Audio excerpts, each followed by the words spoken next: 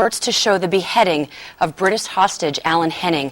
The posting comes 3 weeks after a warning that Henning would be the next to be killed.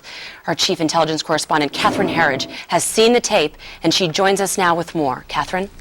Well, thank you. Within the last hour, U.S. officials confirming that they are analyzing the video, but also telling Fox News that they have no reason to doubt the tape's authenticity. I viewed it, and it's significantly shorter than the previous ISIS videos at just under 2 minutes. It begins with a British news report over the image of the British Parliament as the decision is made to join the U.S.-led coalition bombing ISIS in Syria and Iraq. It then dissolves into a full screen with the title, Another Message to America and Its Allies. And then we see the image there on your left, the hostage purported to be the British national Alan Henning, kneeling in the orange jumpsuit now so closely associated with the prisoners at Guantanamo Bay. And then the executioner is there on the right. After a brief statement clearly made under duress where Henning blames his execution on the Parliament's decision to join the U.S.-led campaign, he is then executed, and then the screen goes to black, and we have the now familiar shot, the horrific shot of the severed head on the body. Significantly, the last image in the video is described by the executioner as the next victim, who he identifies as an American citizen, Peter Edward Kassig.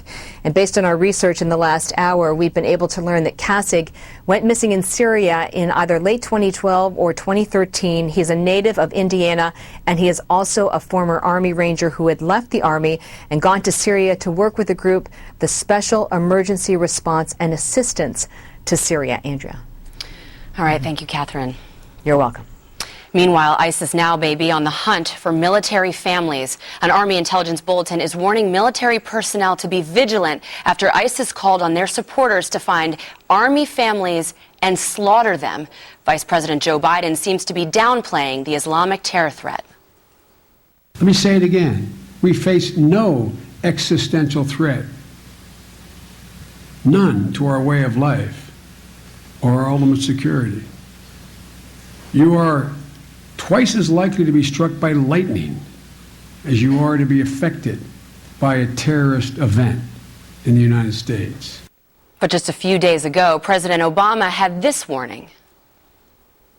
In terms of immediate threats to the United States, ISIL, Khorasan Group, those folks could kill Americans. Okay, so before we get to the mixed messages coming out of the White House, Eric, you saw the beheading video before they took it down. Yeah, I watched it, and I've seen three, I think three of the beheadings. This one was very similar. Just like to point out, the Brit, I believe they think he's British, the executioner, says that the killing of Henning was blood on the hands of the British Parliament. He pointed them out. He said the other one was Cameron's blood on the hands of Cameron. He said this one belongs to the British Parliament. And if I may, then he goes on to say, Obama, like in a very direct term, you started your air bombardment. You strike at our people. We will continue to strike at the necks of your people.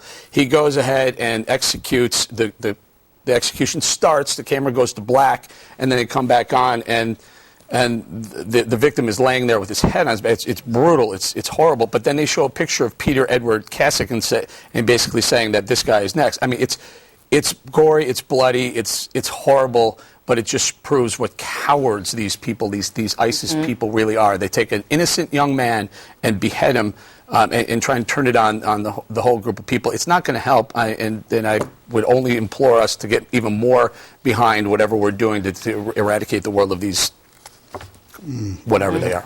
Just one thing. I think what ISIS does not understand here is every time they do this, the world gets stronger and stronger together to take them on.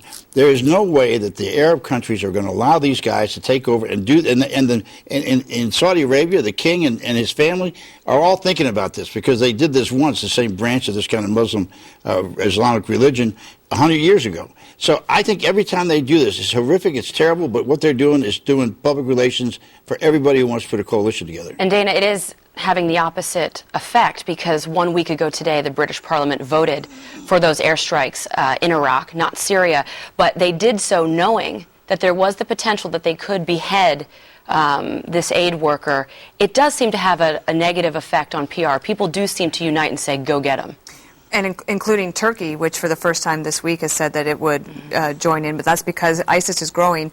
So their threat is growing so much that now that's actually on the border, and they have not just a refugee crisis, but also violence on their border as well. So, of course, I think we have to welcome any and all efforts. But in several reports that I read today, so far, it's reported that the airstrikes are not having an effect and not pushing them back. And so I think that leaves open to question, then what do you do next? I think that for the leaders in the British, any coalition member that has a possible hostage, that the most important thing we can try to do, and I'm sure everyone is doing everything that they possibly can to try to find them, find some sort of intelligence that would tell us where they are so that they could try again, hopefully, for a rescue mission. Because as I take it from Catherine and from Eric watching it, this is a new video. So that the hostages presumably are alive. Mm-hmm. So I hope that in addition to all the things that we're doing in terms of airstrikes, that we have intel in some way giving us some direction as to how to try to find them and try one more time, or as many times as it takes to try to get them. Because it looks like, Greg, they're not going to slow down anytime soon. This has worked. At least they think it's working, or they wouldn't keep doing this. Yeah, well, the point of terror is to terrorize. They want the population to be scared, to be panicked, and also to be confused, to not know what's going to happen next, and that somehow we are not in control of the situation, even though we're the world's greatest country and they're a group of weirdos. But somehow they've been able to equate the balance through this terror. But their messages only do strengthen our resolve to vaporize them, and we should not care about their message or who they blame, whether it's the parliament. We shouldn't be trumpeting their horror. We should only be strengthening our resolve. And also, we learned, remember, on September 25th, the best way to stop a Hun is with a gun. So the idea that this is going to happen here, we should welcome the potential to accelerate their martyrdom through the fine art of ventilation, through the faith in our Second Amendment, and maybe this will turn everyone into a lifetime member of the NRA. Well, and I hope. And hopefully, and Eric, it does get the attention of military families, because just this week an Army bulletin warning U.S. military personnel to be vigilant after ISIS has now put them in the crosshairs, calling for people to go after them. And you heard President Joe Biden on a different page, or Vice President Joe Biden on a different page than President Obama, saying that terror won't come here. But Eric, terror has already come here. Tell that to Kylena Hufford in Oklahoma. Tell that to the people in Boston. Tell that to the people in Minneapolis where there are terror cells, homegrown terrorists. Tell that to the Tevlin family in New Jersey. Tell and the military families tell now that have to their Jordan Mattson, who is now supposedly an American who's gone over to fight for ISIS, and I guess the Pentagon says if he comes back, we're gonna grab him. Look, it's a war. We're at war with terror. We should start calling it a war on. We have a war on terror, with ISIS, on ISIS. And Greg's right. Eviscerate them. Go ahead. Step up the bombing campaigns. Do what you have to do. Get rid of these. I know people don't like me to call them that, but they're cockroaches. They are. You have to keep killing the cockroaches, and if they keep coming back, you keep killing more of them until finally, at least, you'll never kill them all. Kill as many as you can, though. Bob, Joe Biden has had some doozies, and he often puts his foot in his mouth. But why such a different message when we've seen an American on U.S. soil get beheaded by someone who is radicalized? Why would he say that terror couldn't come here? Isn't that pretty dangerous to go out there? I think what he was saying like is, first of all, he said the terror is not going to take over our way of life in this country. That was a very important statement that he made on that part of it. What Obama said, that they could kill Americans, they have killed Americans. The question is whether there is the possibility of a substantial ISIS presence in the United States where there's command and control, where there actually is a military form of this organization, and there's not. There is a bunch of isolated cases of terrorists who pick up on what these guys are doing and think that they're being martyred by killing people. But Dana, isn't this the new war on terror that the administration warned us about? Lone wolf copycats that can use the internet and be radicalized behind a laptop. And possibly be directed by someone from overseas, which is the purpose of our intel programs, hopefully to try to catch that before it happens. Could also be happening inside the United States. I'm curious about, I understand what Joe Biden was trying to do and what he's trying to say. I'm curious about the language 6 years in, that it really isn't that hard to say something like, I know that the terrorists want you to worry. I want to assure you we are doing everything possible we worry so that you don't have to at home. And it's not really that hard to come up with a few sentences that would avoid a problem like he made today. But he said, Greg, you're twice as likely to be struck by lightning as you would be to be affected by a terrorist event in the United States. I think there's a lot of people living in Manhattan and around the Pentagon that would disagree with that. Yeah. You know what I think it is? I think Biden is briefed by somebody, and then it goes through the Biden machine, and it never comes out the same way that it came in. And it's like it's true. He did mean well. He was talking correctly, statistically, what are the odds? But what he's leaving out is that, you can do something about lightning. Like if you know there's a storm, you can go in. But if you live in Manhattan, you're going to still go to work. You're still going to use the subway. And that means you're going to be at risk. So with lightning, you can actually stay outside. But you're not going to stay outside when it comes to terror. Because as we've been told many times, they win if you do that. But the problem is that we live in a time where and we got in an argument over this before, where political correctness does trump safety. When you look at newspapers and you look at the crime blotters and they leave out descriptions or descriptors of ethnic origin of suspects for fear of offense, this is something that has now spread into this world of terror. How do you actually locate somebody who's a suspect when you just don't want to hurt feelings? One of the things here, we did this about Ebola yesterday, about not trying to raise this fear in people about this thing spreading.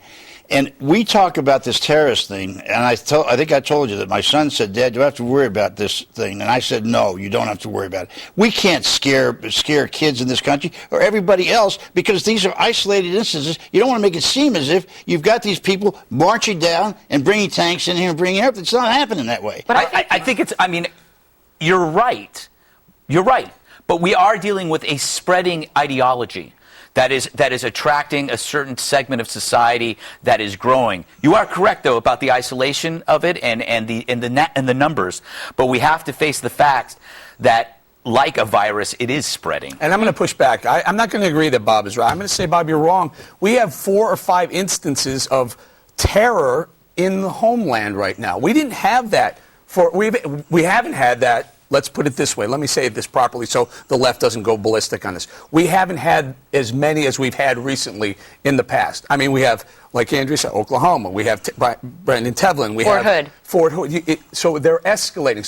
So how long before you say this is a problem? First of all, you're making the assumption they're escalating. I'm not saying there's going to be a terror network with headquarters in Topeka. And Bob, those are the successful ones. We don't even mention the ones that they have foiled. There are 315 million people in this country. 5 horrible, tragic incidences.